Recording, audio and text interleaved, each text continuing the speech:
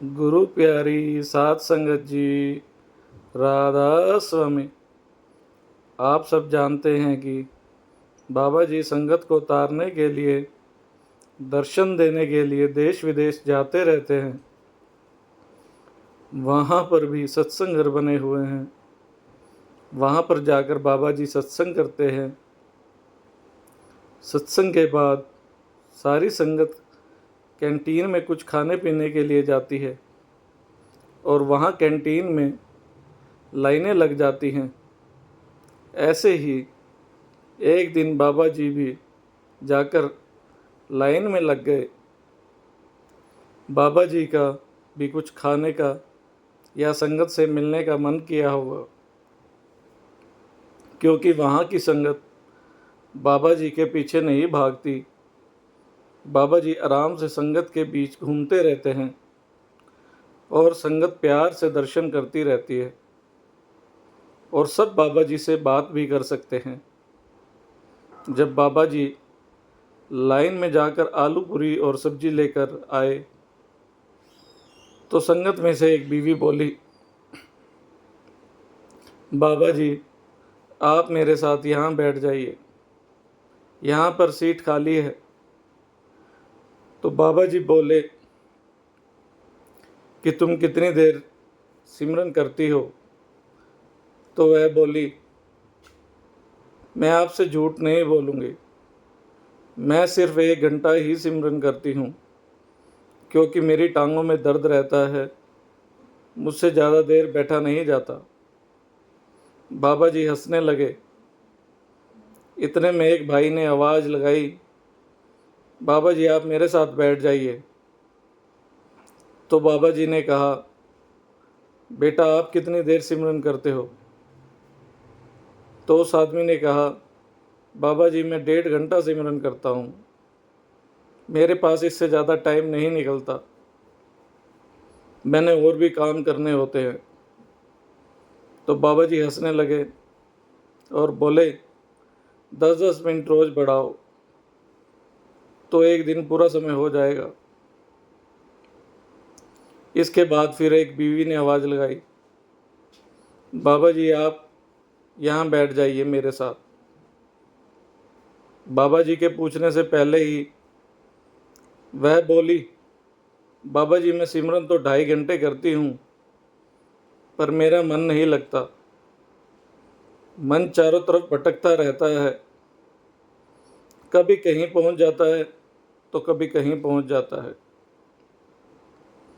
तो बाबा जी ने संगत में बैठे संगत से पूछा कि मैं कहाँ बैठूं? तो संगत ने कहा, बाबा जी आप इस बीवी के साथ बैठ जाइए, जो आपके कहे अनुसार 2.5 घंटे पूरा समय देती है।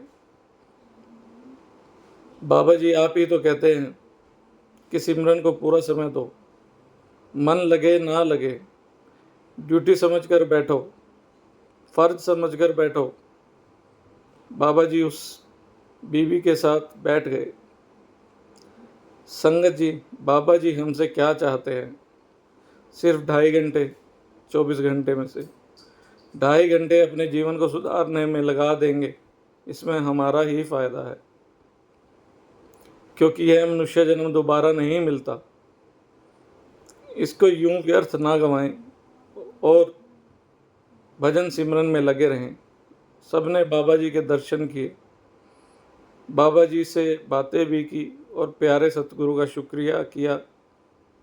बाबा जी बोले, मेरे पास अक्सर सत्संग में शिकायतें आती हैं कि मन उनको ब्यास में नहीं बैठने देता, वह बहुत आसानी से मन के बहकावे में आ जाते हैं। अगर आत्मबल नहीं है और शरीर कमज़ोर है तो इलाज ही क्या है? आसन पर बैठे रहने और रूह के सिमटने से जरा भी तकलीफ़ होते ही मन अभ्यासी को भजन से उठने के लिए उकसाता है। हमें इसे अटल नियम के याद रखना चाहिए, बगैर तकलीफ़ के कुछ भी प्राप्त नहीं होता।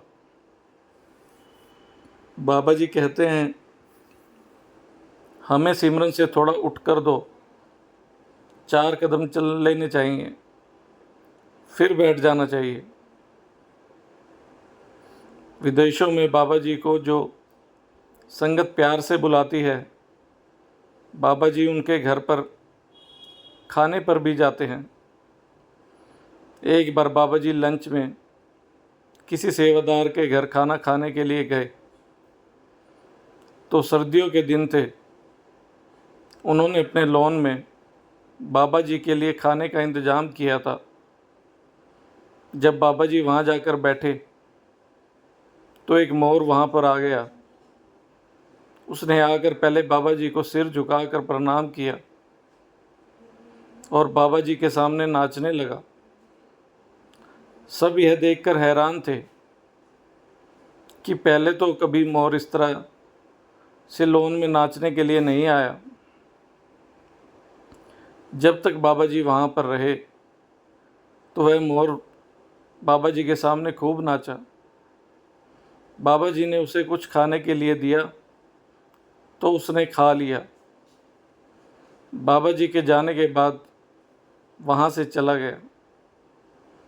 अगले दिन वही मोर फिर उनके घर आया और बाबा जी को देखने लगा। बाबा जी तो नहीं दिखे, पर उनकी तस्वीर देखकर वह खूब नाचा और बाद में फ़ोटो पर अपनी चोंच मार मार कर अपने आप को घायल कर लिया। और कुछ ही देर में उसने वहाँ अपने प्राण त्याग दिए। अगले दिन वह सेवादार जो था बाबा जी के पास गया और सारी बात बताई। तो बाबा जी ने कहा कि यह तुम्हारे परिवार का ही कोई सदस्य है। तुम्हारे सत्संग में आने के कारण वह इस जीवन से मुक्ति पा गया, क्योंकि गुरु की शरण में आने से एक नहीं हमारे कई कुल तर जाते हैं। चरण में लगे रहो, कभी ना कभी दरवाज़ा खुल ही जाएगा। राधा स्वामी जी।